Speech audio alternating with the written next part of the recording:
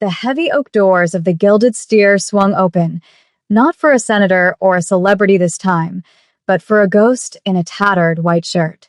Junho stood in the entryway, the blast of conditioned air hitting his face like a physical barrier, carrying the sense of truffle oil, aged leather, and old money. He didn't look like he belonged here. He looked like he belonged in the alley behind the kitchen, fighting stray cats for scraps. His white shirt was stained yellow at the collar and torn at the shoulder, revealing a patch of skin that hadn't seen the sun in weeks. His pants were oversized, cinched with a piece of fraying rope, and his boots left faint, dusty prints on the polished marble floor. But beneath the grime, his posture was rigid, his eyes scanning the room not with the desperate hunger of the starving, but with the cold calculation of an auditor. He took a step forward, and the atmosphere in the restaurant shifted instantly. The low hum of conversation, the clinking of silver against china, the soft jazz, it all seemed to stutter. Heads turned. A woman in pearls gasped audibly, clutching her napkin as if his poverty might be contagious. Junho ignored them. He wasn't here for their approval. He was here because reports had reached his desk, reports that didn't match the profit margins, whispers of a toxicity that was rotting the foundation of his favorite asset from the inside out. To the world, he was the unseen owner of a massive hospitality conglomerate, a man whose signature moved millions. Tonight, he was just a vagrant with a pocket full of crumpled bills and a test that everyone in this room was currently failing. He watched the host stand, frozen behind the mahogany podium. The young man's face went through a rapid cycle of confusion, disgust, and panic. This was the first line of defense, the gatekeeper of the sanctuary. Junho waited, letting the silence stretch, letting the discomfort marinate. He wanted to see if humanity existed here, or if the culture of elitism had completely metastasized. He adjusted his dirty cuffs, feeling the rough fabric scratch his wrist. The sensory details were sharp. The way the crystal chandelier refracts light, the disdain in the eyes of a man cutting a porterhouse steak 3 tables away. It was a theater of cruelty, and the curtain had just risen. He took another step, deliberately heavy, his boot thudding against the floor. He wasn't leaving. Not yet. Not until he found the rot he could smell beneath the expensive cologne and sizzling fat. The manager descended on the scene like a vulture spotting a dying animal. Preston was a man who wore his authority like a weapon, his suit tailored too tight, his hair gelled into a helmet of sleek arrogance. He didn't walk. He marched, his eyes narrowing as he assessed the threat to his meticulously curated ambience. Junho saw the sneer form on Preston's lips before the man even spoke. It was a look Junho had seen 1,000 times in his youth, before the money, before the power. It was the look that said you are dirt. Preston stopped 3 feet away, maintaining a hygienic distance, his nose wrinkling slightly. He didn't ask if Junho needed help. He didn't ask if there was an emergency. He simply pointed a manicured finger toward the door, his voice a low, venomous hiss designed to cut without disturbing the VIPs.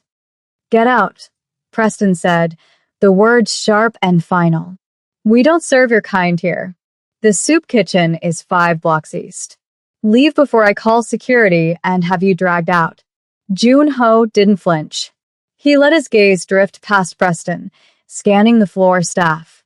They were frozen, watching the confrontation with a mix of fear and relief that it wasn't them being targeted. Then he saw her. A waitress in a white dress and a red vest stood near the kitchen doors, holding a tray of water glasses. She wasn't looking at him with disgust. She was looking at him with recognition, not of his identity, but of his situation. Her eyes were wide, filled with a frantic, silent warning. She was African American, her hair pulled back in a tight, professional bun, but a loose strand fell across her forehead, betraying her exhaustion. Her name tag read Maya. While Preston postured and threatened, Maya's grip on the tray tightened until her knuckles turned white. She knew something Preston didn't, Or perhaps she just knew the cruelty of this place better than anyone. I have money, Junho said, his voice raspy, an affectation he adopted for the role. He reached into his pocket and pulled out a thick, chaotic wad of cash, hundreds mixed with ones, dirty and crumpled. He held it up, not arrogantly, but with the simple insistence of a paying customer. I want a steak. The table in the corner is open. Preston stared at the money, and for a split second, greed wrestled with his snobbery. The cash was real, but the optics were terrible. He looked around the room, gauging the reaction of his wealthy patrons. They were watching, amused now, treating the interaction like a dinner theater performance. Preston's smile returned, but it was cold, predatory. He realized he could humiliate this man and take his money, a double victory for a man of his character. He signaled to the host with a dismissive flick of his wrist. Fine, Preston sneered, dropping his voice to a whisper that only Junho could hear. If you want to waste your stolen money, be my guest. But if you disturb a single soul, I'll have you thrown into the gutter personally. Put him in the back, near the kitchen draft. And don't give him a menu. He can't read it anyway. Preston turned on his heel, confident in his dominance. He didn't see the slight tightening of Junho's jaw. He didn't see the way Junho's eyes tracked him, marking him, filing away the insult not as a personal grievance, but as evidence. The test had begun, and Preston had already walked into the trap. As Junho was led through the maze of tables, he felt the heavy gaze of the room on his back. He was the intruder, the stain on their perfect evening. But as he sat in the wobbly chair near the swinging kitchen doors, he knew he was the only one in the room who held the power to burn it all down. The table they gave him was an insult in itself. It was wedged between a decorative pillar and the service station, right where the servers dumped dirty dishes and scraped leftovers. The smell of dish soap and discarded fat was pungent here, overpowering the aroma of the wood-fired grill.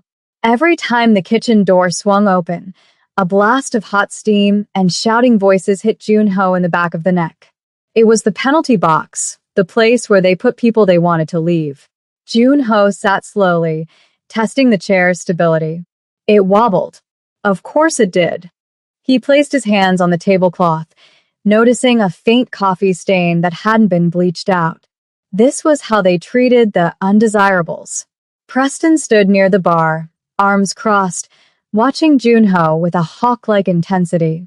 He was whispering to the bartender, both of them laughing as they glanced in Junho's direction. They were waiting for him to make a mistake, to spill water, to cough too loudly, to use the wrong fork. They wanted a show. Junho kept his head down, playing the part, but his ears were tuned to the frequency of the room. He heard the waiters complaining about stolen tips. He heard a sous chef yelling about expired meat being pushed for the special. The gloss of luxury was peeling away with every second he sat there. Then Maya approached. She didn't march like Preston. She moved with a quiet, efficient grace, dodging the frantic busboys. She stopped at his table, placing a glass of water down gently. She didn't slam it. She didn't spill it. She set it down with care, placing a coaster underneath it. It was a small act of dignity in a room devoid of it. "Good evening, sir," she said, her voice low and steady, though Junho could detect a tremor of nerves.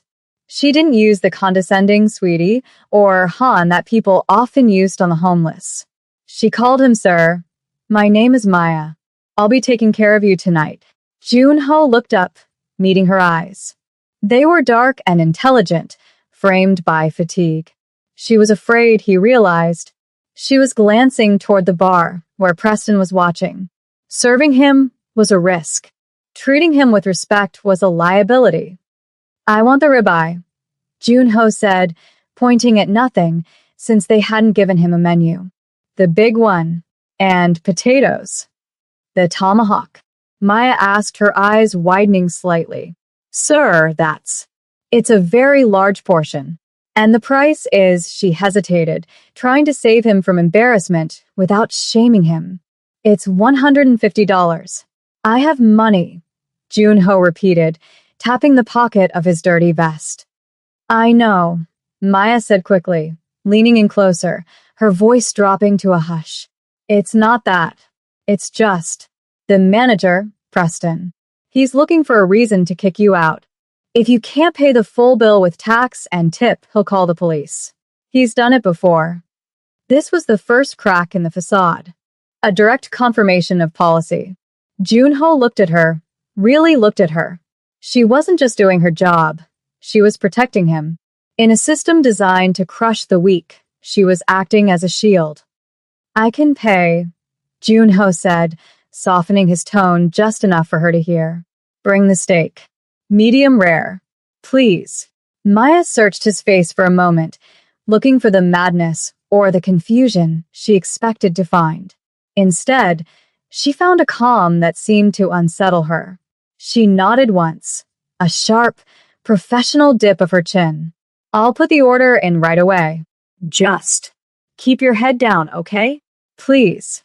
She turned and walked toward the kitchen, and Junho watched her go. He saw Preston intercept her near the terminal.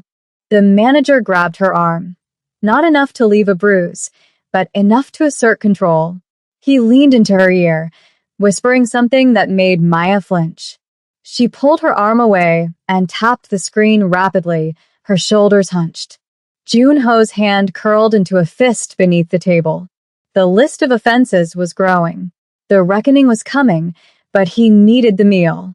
He needed the transaction to be complete. He needed to see how far they would go. 20 minutes passed. The restaurant filled up.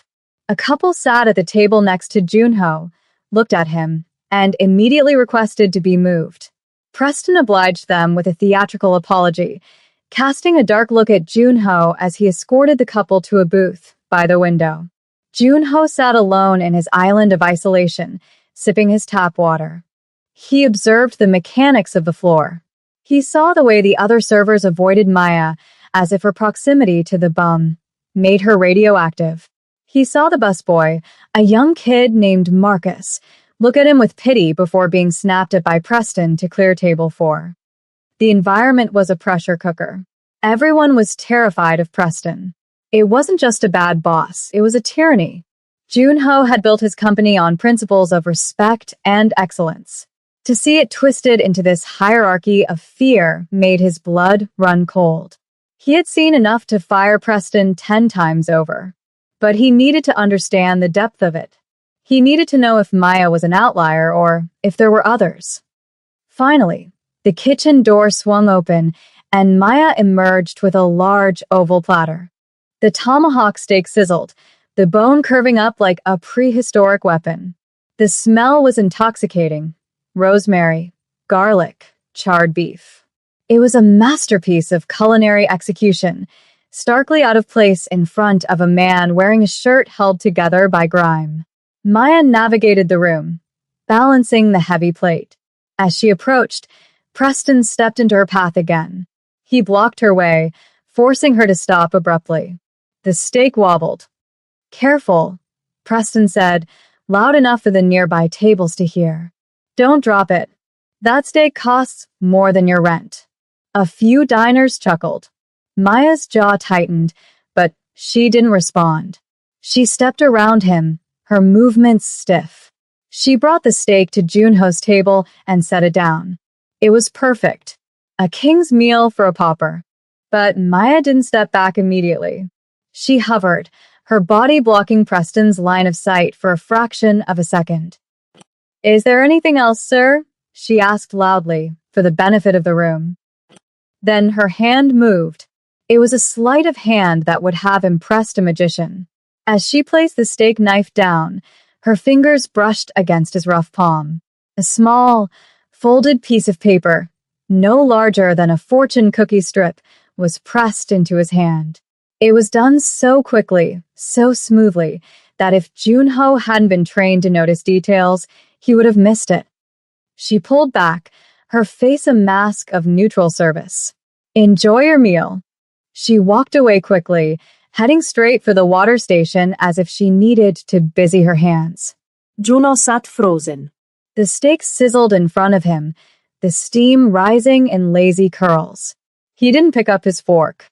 He kept his hand closed around the paper. His heart rate spiked. This wasn't part of the test. This was something else. A variable he hadn't accounted for. Slowly, carefully, he unfolded the paper in his lap, shielding it from the cameras and Preston's prying eyes. The paper was a receipt slip, the back scrawled with shaky blue ink. The message was short, rushed, and terrifying in its implications. Don't eat the meat. They messed with it. He wants you sick so you leave. I'm sorry. Jun-ho stared at the note. Then he looked at the steak. It glistened with butter and herbs, looking for all the world like the finest meal in the city. But now, through the lens of the note, it looked like poison. He looked up, searching for Maya. She was at the far end of the room, pouring wine, but her eyes darted back to him, filled with a desperate terror. She had risked her job, perhaps her safety, to warn a homeless stranger. The coldness in Jun-ho's chest expanded. This wasn't just poor service or snobbery anymore. This was assault. This was criminal. And Maya, the woman in the red vest, had just handed him the weapon he needed to execute the final judgment. He folded the note and slid it into his pocket, right next to the wad of cash. He picked up his knife, but he didn't cut the meat. He sat there, stone still, waiting for Preston to come over and ask how it tasted. And he would. The predator always returned to check on the kill. Jun-ho's grip on the knife handle tightened until his knuckles matched the white of the tablecloth. The game had changed. It was no longer an inspection. It was a war. And the man in the dirty shirt was about to declare it. Jun-ho sat motionless, the note burning a hole in his pocket against the rough fabric of his trousers.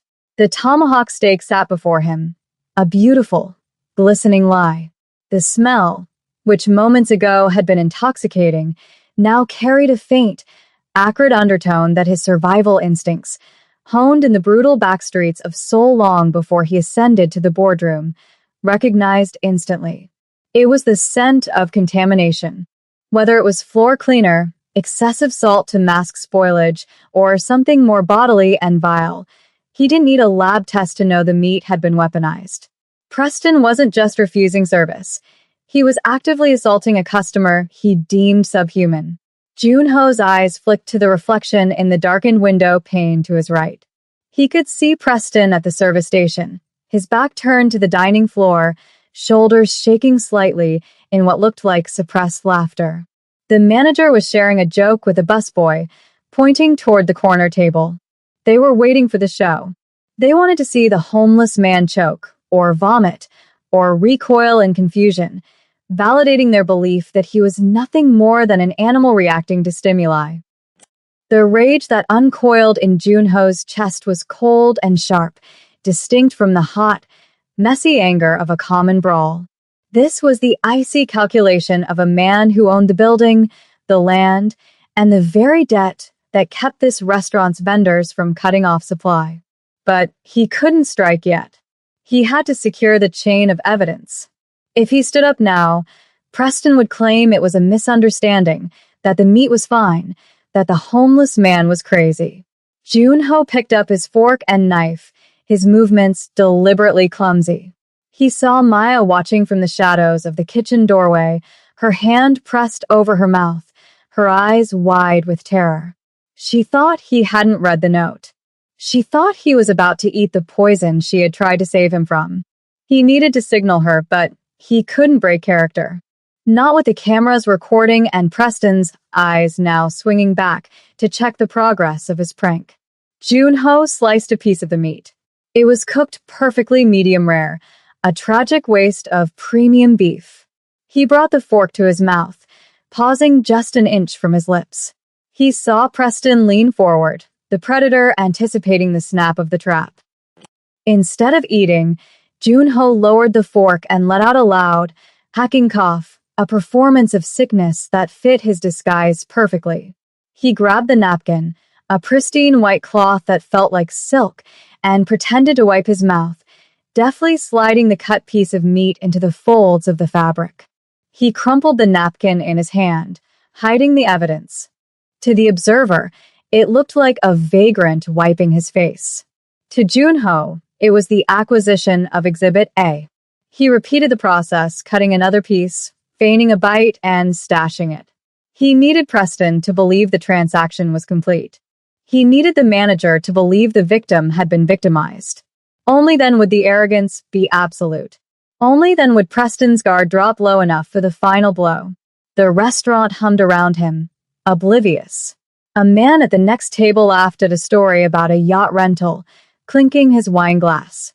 The disconnect between the surface luxury and the rotting moral core of the establishment was nauseating. Junho placed the fork down with a clatter. He sat back, letting his shoulders slump, projecting the image of a man satisfied, or perhaps sickeningly full. He waited. He knew the shark would come to inspect the water. Preston didn't disappoint. Within seconds of Junho putting the fork down, the manager smoothed his jacket and began his approach. He didn't walk with the hurried pace of service. He sauntered, a smirk playing on his lips that he didn't bother to hide. He stopped at the edge of the table, looking down at the plate with the missing bites. "I see you've enjoyed the chef's special," Preston said, his voice dripping with faux politeness, loud enough for the nearby tables to hear. "It's a very rich cut. I hope it agrees with a delicate constitution like yours." There was a double meaning in his words, a cruelty that only the two of them, and Maya, understood. He was taunting a man he believed he had just poisoned. Preston reached for the plate, his fingers brushing the edge. "Shall I clear that for you? Or can you not afford to leave a single scrap behind?" "Leave it," Junho said, his voice raspy but firm. He placed a dirty hand over the edge of the plate. "I am not finished. And I have not paid." The mention of payment made Preston's eyes light up. This was the second part of the trap. Preston fully expected the card to decline, or for the cash to be short, giving him the legal right to call the police for theft of services. He wanted the arrest as much as he wanted the humiliation. "Of course," Preston said, pulling a leather billfold from his pocket and dropping the check onto the table. It landed with a soft thud. "The total is $162. Service is included. Though I doubt you know what that word means." Preston stepped back, crossing his arms, turning his body slightly toward the dining room as if presenting the finale of a play. "Cash only, I assume. I don't think they issue Amex Black cards to residents of the underpass." Junho reached into his pocket. He bypassed the note from Maya, his fingers brushing against the paper that had saved him, and grabbed the wad of cash. He pulled it out, a messy, chaotic brick of bills. He began to count them out onto the white tablecloth, one by one. The bills were crinkled, some stained with coffee, others torn at the corners. He smoothed each one out with agonizing slowness. $1, $5, 10. The process was excruciating. The diners nearby stopped eating to watch. It was a spectacle of poverty in a temple of wealth. Preston tapped his foot, checking his watch, rolling his eyes at a table of regulars who were snickering. But Junho wasn't just counting money. He was buying time. He was letting the tension build until it was a physical weight in the room. He needed every eye on him. He needed the audience to be fully engaged so that when the curtain fell, they would never forget what they saw. He placed the final bill on the stack. $170. "Keep the change," Junho said, looking up. For the first time, he dropped the vacancy from his eyes. He looked directly at Preston, and the intensity of his gaze made the manager blink. "For the staff. For the ones who actually work," Preston hesitated, a flicker of unease crossing his face. The homeless man wasn't cowering. He wasn't sick yet, and he had paid. The narrative Preston had constructed of the thief, the nuisance, was crumbling. But greed won out. Preston reached out and snatched the money from the table, not bothering to count it. "Right," Preston said, turning away. Now get out. You've eaten. You've paid. Your presence is no longer required. He made a shooing motion, like one would to a stray dog. Go. Before I have security, drag you out the back. This was the moment, the fulcrum upon which the entire evening balanced. Preston had taken the money. The contract was sealed. The service, poison food, had been rendered and paid for. The crime was complete. Junho didn't move toward the door. Instead, he slowly pushed his chair back. The scrape of the wooden legs against the floor was loud, a harsh, grating sound that silenced the nearest conversations. He stood up. He didn't stand like a man with a broken spirit or a bad back. He uncurled his spine, rising to his full height, which was considerable. He rolled his shoulders back, shedding the hunch he had adopted for the last 2 hours. He reached for the napkin on the table, the one holding the tainted meat, and tucked it securely into his left pocket. Then, he reached into his right pocket and pulled out something that didn't belong to a homeless man. It was a sleek, matte black smartphone, the kind that cost more than the steak he had just purchased. He placed it on the table, the screen lighting up. "I don't think I will be leaving Preston," Junho said. His voice had changed completely. The rasp was gone. The hesitation was gone. The voice that emerged was a deep, resonant baritone, clipped and precise, carrying the weight of boardrooms and backroom deals. It was the voice of a man who gave orders, not one who took them. In fact, Junho continued, unbuttoning the dirty cuffs of his shirt to reveal a gold watch that gleamed under the chandelier light. "I think everyone else is going to be leaving. Except you." The volume of the room dropped to 0. The jazz music seemed to fade into the background. Preston froze, the wad of cash still clutched in his hand. He turned back slowly, his face pale, his brain trying to reconcile the image of the dirty clothes with the voice of absolute authority. "Excuse me?" Preston stammered, his arrogance faltering. "Who do you think you are?" Junho didn't answer immediately. He reached up and wiped a smudge of grease from his cheek with his thumb, his expression one of utter disdain. He looked at the smartphone on the table, tapped the screen once, and a chime echoed through the silent restaurant. It was the sound of the front door locking. The magnetic locks engaged with a heavy clink that reverberated through the floor. The diners looked around in confusion. The host at the front podium tried the handle and found it immovable. Panic began to ripple through the room, but Junho held the center. He was the gravity. "My name," he said, stepping around the table and closing the distance between himself and the manager, "is Junho Park.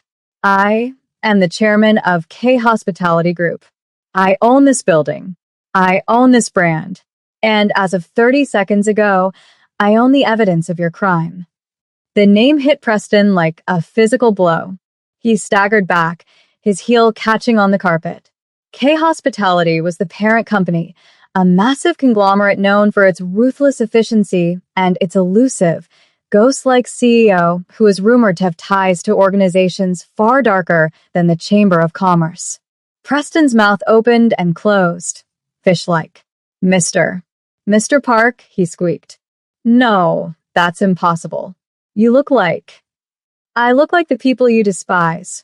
Junho finished for him, his voice cutting through the air like a blade. "I look like the vulnerable, the weak, the ones you think you can abuse because no one is watching." Junho reached into his pocket and pulled out the crumpled note Maya had given him. He held it up for the room to see. But someone was watching. He turned his gaze toward the kitchen door, where Maya was standing, trembling, tears streaming down her face. "Come here, Maya," Junho said, his voice softening instantly. "Step forward. You have nothing to fear." Maya hesitated, then walked slowly onto the floor. The other servers parted for her, looking at Junho with a mixture of awe and terror. "This woman," Junho announced, addressing the stunned diners, "is the only person in this establishment who possesses a shred of honor. She warned me." She risked her livelihood to stop a stranger from being poisoned. He turned back to Preston, whose face was now a mask of sweaty gray terror. You, on the other hand, ordered your kitchen to contaminate food. You took payment for it. You mocked the transaction. Junho took a step closer, invading Preston's personal space, radiating a menacing energy that made the manager shrink. Do you know what we do with rot in my organization, Preston? We cut it out. It was a joke, Preston stammered, holding his hands up, the dirty money still clutched in his fist. Sir, please, it was just a joke for the boys in the back. I didn't mean for you to actually. I mean, we would never hurt anyone. Liar, Junho said calmly. He reached into his other pocket and pulled out the napkin containing the spit-out steak. He tossed it onto the table next to the phone. I'm going to have this analyzed. Whatever is in it, floor cleaner, saliva, raw waste, it will be found. And you will be charged with assault, reckless endangerment, and fraud. Junho looked at the phone. My security team is 5 minutes out. The police are 10 minutes behind them. You have exactly that long to explain to these people. He gestured to the wealthy patrons watching in horrified fascination, why their dining experience has been subsidized by cruelty. The room was in chaos. A woman in the back screamed as she realized she had been eating in the same restaurant where the manager poisoned guests. People were standing up, throwing napkins down, demanding refunds. But Junho ignored them. He kept his eyes locked on Preston. You judged me by my clothes, Junho said, his voice dropping to a terrifying whisper. You thought poverty was a weakness. You forgot that hunger makes a man sharp. You forgot that when you have nothing to lose, you see everything. He plucked the cash from Preston's limp hand. You're fired, Preston. But that's the least of your problems. By tomorrow morning, your name will be blacklisted in every hospitality database in the hemisphere. You won't be able to get a job washing dishes in a prison cafeteria. Preston collapsed into a chair, his legs giving out. He looked at the kitchen staff, pleading for support, but they turned their backs on him. The chef, a large man who had been laughing earlier, was now furiously scrubbing a pan, trying to look invisible. The power dynamic had flipped so violently that the air in the room felt electric. Junho turned to Maya. She was still shaking. He walked over to her, ignoring the murmuring crowd. He took her hands in his hands still dirty from the disguise, holding hers with a reverence he hadn't shown anyone else all night. I am sorry you had to work in fear, Junho said to her. That ends tonight. He looked around the room, raising his voice one last time. This restaurant is closed effective immediately for a complete restructuring. Everyone here will be refunded. Please leave. He gestured to the door, and the magnetic locks clicked open with a decisive snap. The diners didn't argue. They fled, eager to escape the intensity of the judgment they had just witnessed. They filed out past the man in the dirty shirt, no longer looking at him with disgust, but with fear and respect. When the room was finally empty of guests, silence reclaimed the space. Only the staff remained, lined up against the back wall like soldiers awaiting a court-martial. Preston was sobbing quietly at table 4. Junho looked at Maya. You have a choice, he told her. You can leave with them, and I will write you a check for 5 years of salary to start your life over. Or you can stay. I need a manager who understands that dignity is the most expensive item on the menu. I need someone who sees the human being, not the suit. Maya looked at Preston, broken and small in the chair. Then she looked at the restaurant, the place that had been her prison for years. She looked at Junho, seeing past the dirt to the man underneath. She straightened her posture, wiping the tears from her cheeks. She took a deep breath, the fear evaporating, replaced by the steel that had made her slip the note in the first place. I'll stay, she said, her voice clear. But we're changing the menu. And the rules. Junho smiled, a genuine expression that cracked the mask he had worn all night. Good, he said. Start by throwing that steak in the trash. And then get yourself a table. Tonight, I'm serving you. He turned and walked toward the kitchen, rolling up his dirty sleeves, ready to scrub the rot away and build something clean from the ashes.